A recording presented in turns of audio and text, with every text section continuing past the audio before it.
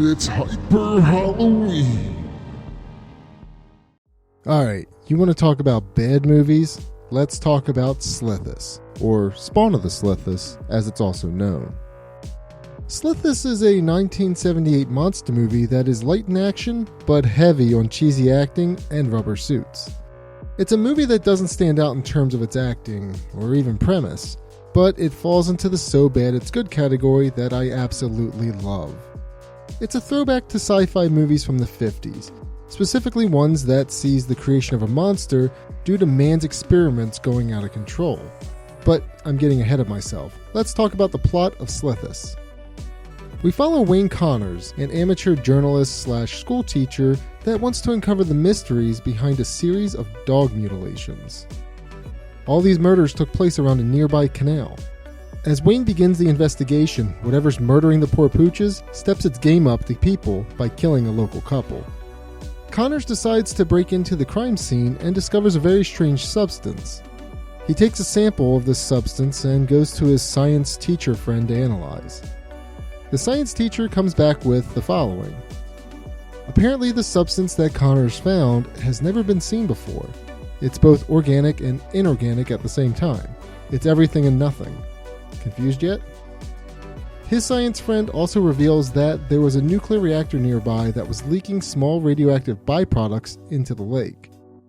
The spill had an effect on the nearby lagoon, and the silt in said lagoon absorbed the bacteria, algae, and whatever primitive life forms that is contained within that lagoon.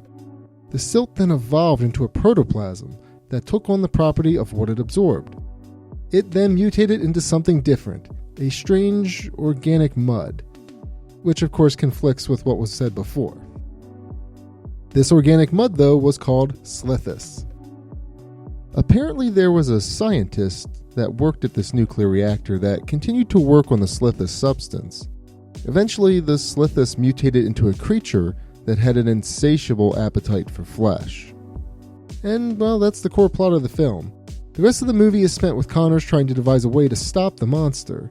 The movie is pretty simple that way. There's a monster on the loose caused by man, and someone is trying to stop it. Let's talk about the creature design for a moment, though. The Slithis monster actually looks pretty cool. It's honestly reminiscent of the creature from the Black Lagoon, but it's still grotesque and frightening in its own way. I do feel bad for the man in the suit, Win Kondick, because apparently he had to stay in the monster suit the entire time while shooting the film. This is actually because the suit wasn't designed with zippers or other methods of removing the suit. So Win had to be sewn into the suit every day during shooting. And apparently shooting lasted an average of 15 hours a day for the cast and crew, so that must have been hell for the poor man. The monster is where this movie shines, and all the kills are pretty decent. The film leaves the idea of a sequel open, but unfortunately the director wasn't able to generate enough funding in order to produce it. It's a shame though, because I feel like a sequel could have been really cool. For better or for worse, Slithis is a standalone movie with an open ending. I will give you a warning if you're interested in this monster movie. It is a little boring in parts.